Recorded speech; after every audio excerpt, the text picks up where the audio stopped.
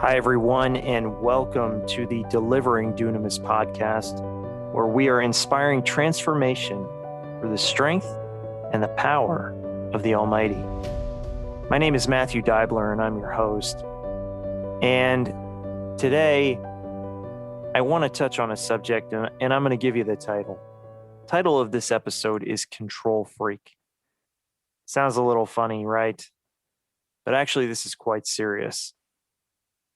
And I want to begin at an early stage of my journey, at the onset of my mental health battle.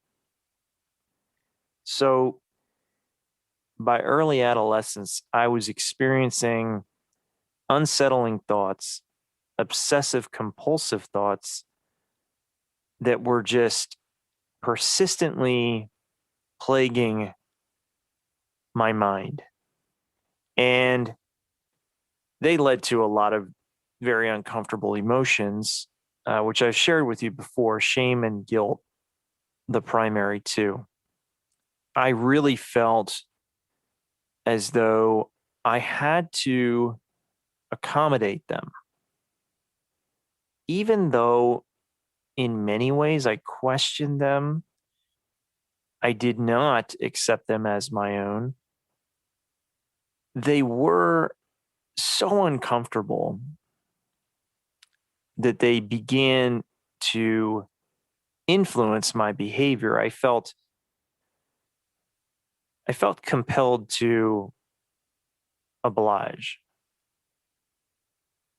I couldn't turn them away, or so I thought. And so some of my behaviors were adapted in submission to these thoughts. And so it could have become quite visible what I was going through if I allowed it. But instead of allowing what I believe to be, perhaps taboo, instead of allowing my identity and my behaviors to become visible, I just worked harder to manipulate my environment, to control everything around me so that I could create a veil that would conceal the battle I was fighting underneath my skin. And over time, those efforts to control things grew more and more intense because, quite honestly, the battle that I was facing grew more intense. More was added to it. What began as one or two very kind of unique obsessive compulsive thoughts, well, that multiplied. And out of the pressure to conceal those thoughts and, adapt my way of living to accommodate them, I started to feel anxiety on a pretty high level. And again, that was something else that I felt I really had to hold control over because I didn't want to reveal to the world that I was dealing with that. And so I started to get involved wherever I could to reduce the vulnerability that I might experience in those environments that it would allow my anxiety to surface. I became very intentional about creating safe spaces, comfort zones, became very specific about how I did things. If I did something one way and that way allowed me to feel secure, then I would repeat that same effort over and over again. And if I had to depart from that exact path in any way, as slight as it may be, it gave me great anxiety. And my response to losing complete control was often very emotional. I would become angry and I would push harder for control. So I take this into my 20s, into adult life. I get into relationships with people. And these relationships aren't all love interests. They're friendships, they're relationships with family. But maybe today we can focus just for a few minutes on the love interests, people that I spent considerable amount of time with in my early adulthood. I went through some really challenging times in several of those relationships. And now, with a sober, clear mind, being able to look back and reflect on those experiences, I can see where I often created a very, very divisive environment, a negative influence. And at the time, I really didn't take any responsibility for it. I was all about blaming my partner because I didn't want to look at my own behaviors. I didn't want to see how my OCD or my anxiety influenced others, because really I wanted to maintain my identity as a victim. Before my rebirth in faith, that was the route that I always chose. And it wasn't really until I had that experience, that divine intervention that came to me in 2011, and the clarity that I had on that very same day when I literally heard God speak to me and tell me that the one consistent thing in all of the hardship that you've experienced in your life, it's been you. That was really revealing to me. I chose to be there. And clearly, I had an influence. You can't witness the same pattern repeat over and over and over again in your life and not at some point stop and take inventory of yourself. What's going on with you that's allowing this to occur over and over again? You can't always point the finger at everybody else. Certainly, they're not perfect either. And maybe there are other issues. In my relationships, there were, but I had issues too. And it wasn't until God intervened in my life that I could see the depth of them. Oftentimes, in those relationships where I was with a significant other, I would feel myself moving through a season where anxiety was intensifying. And so I would turn to the mechanisms that I understood allowed me to cope. And many of those were not healthy. But I had to have it my way. I became very rigid, demanding. If things didn't go exactly how I wanted, I became defensive. And when I was reckless, and I did things like gambling, for instance, to find a space where I could, kind of for at least a brief period of time, avoid the chaos of my mind.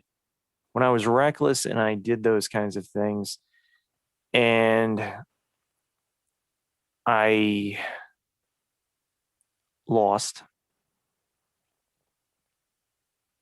I would often get very tight with money, and in situations where there would be another individual involved with the money, a partner, I would be very critical of how they spent it. It was okay for me to make careless decisions where thousands of dollars would literally like fly out the window. But if they went shopping and spent $100 that I hadn't anticipated, then I would become very agitated. And really, that was because I was counting on that $100 to pay off the debt that I had assumed as a result of my habit. It was very destructive. And boy, looking back, I can see that I was clearly a difficult person to be around in a relationship. And it truly didn't have much to do with that other individual at all, if anything to do with that other individual.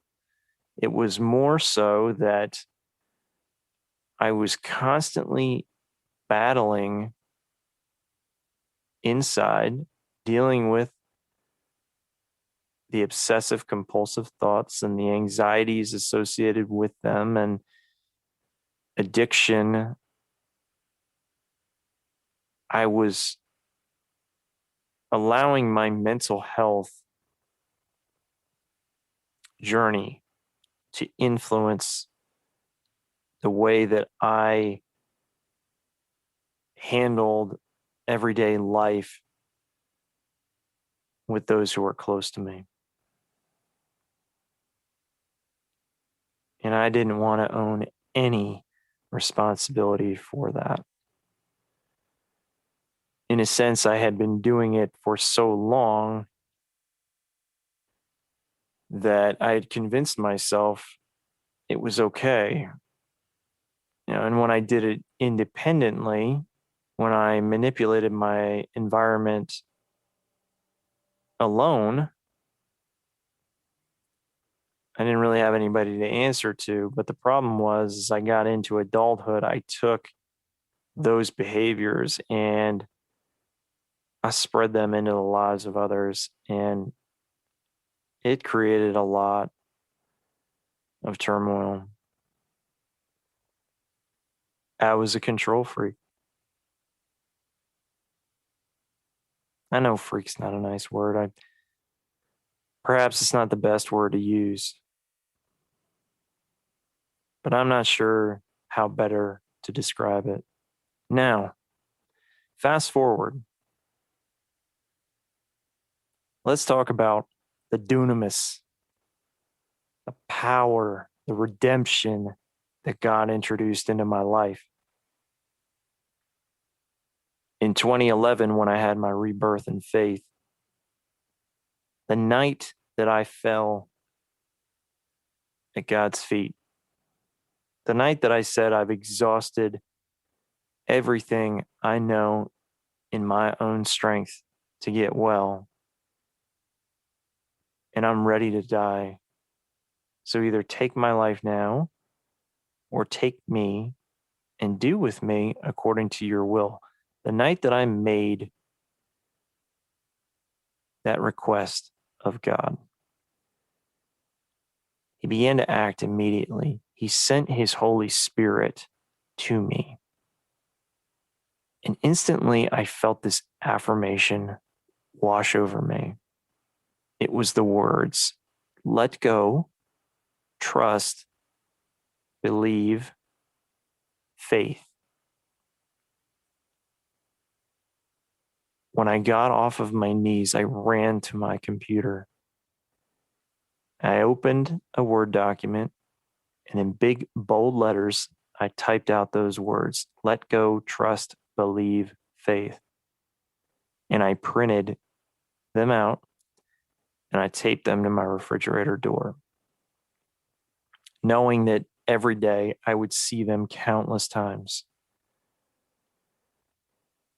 And I started to live my life by them. And truly, it was that affirmation that began to give me the courage to step out of the captivity of my comfort zone and move forward in faith.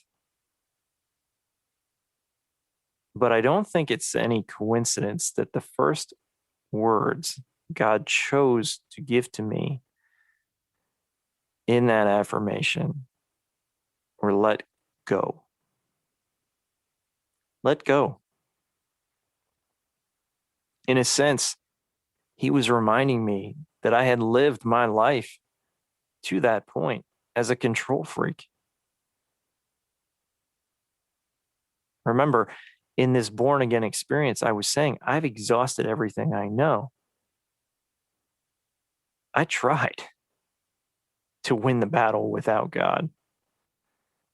I was proud enough that I believed I could do it on my own. And I got humbled. And now it was time to let go. And when I did let go, when I gave it to him, his work began to take root in my life. The dunamis power came over me, and miracles started to unfold. But God, I worked so hard.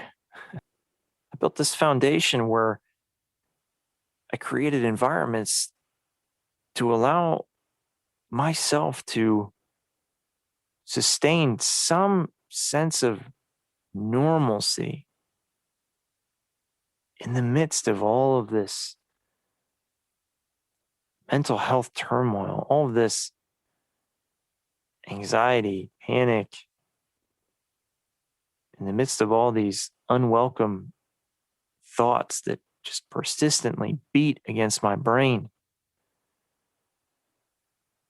God, I've written blueprints, I've done this since my early adolescence. You want me to give up all of this control? Yep. Yep. Give it all up. You just said, Matthew, that you've exhausted all options. Are you done now? Is it my time? Yeah, it is. It's your time, God. So at that point in my life, I could no longer lead my life from the position of authority. I could no longer be the guy that sought to control the outcomes, control the environments, I had to trust a higher power.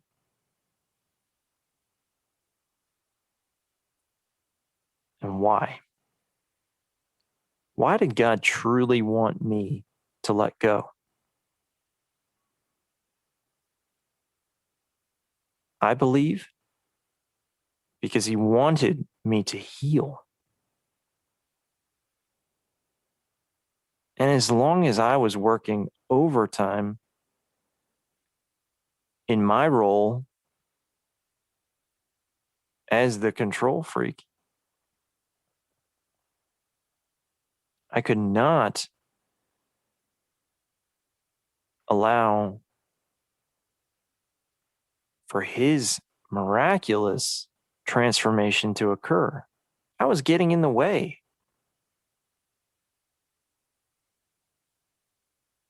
I was ruining every good thing that he attempted to put in my path.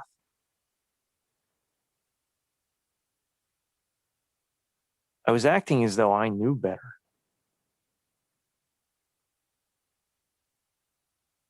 I was enabling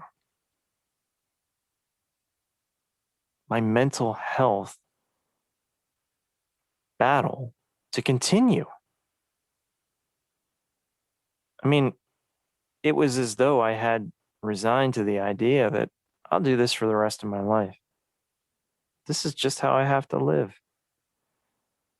I think God wanted to free me from that identity.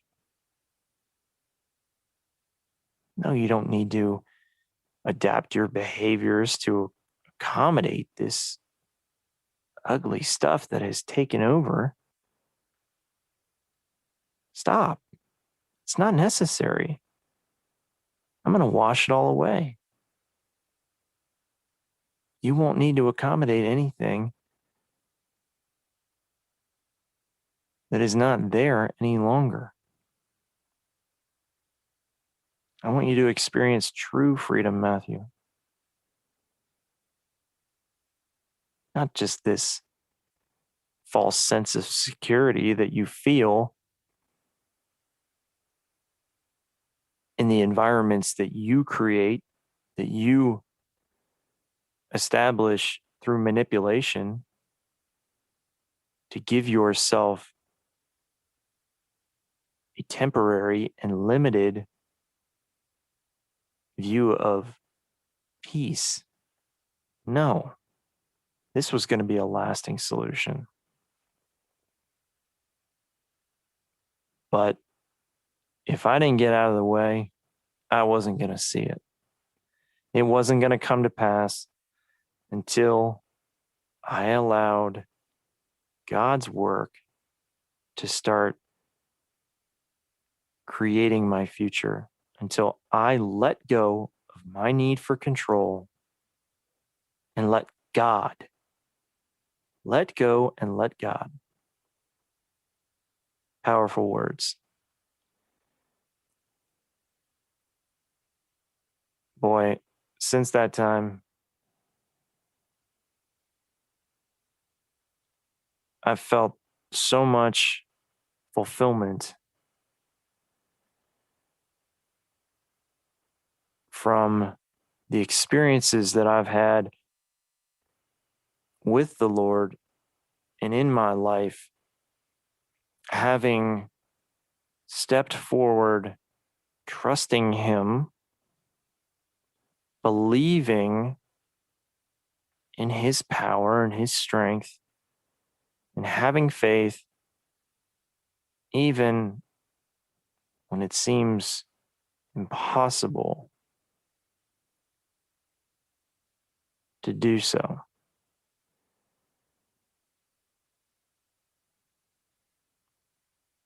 If you're trying to heal,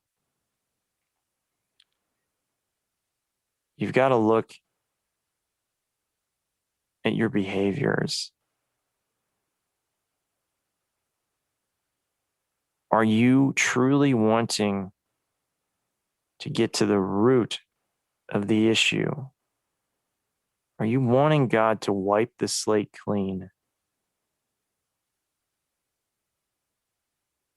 To hit the reset button to give you a new life? Or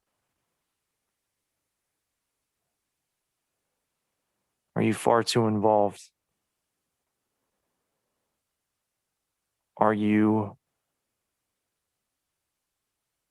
stubbornly persisting in your desire to maintain control? Are you resisting God's grace?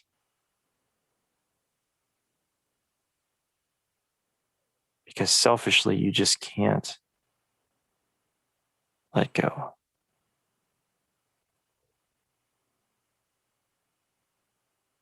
Are you, like me, a control freak?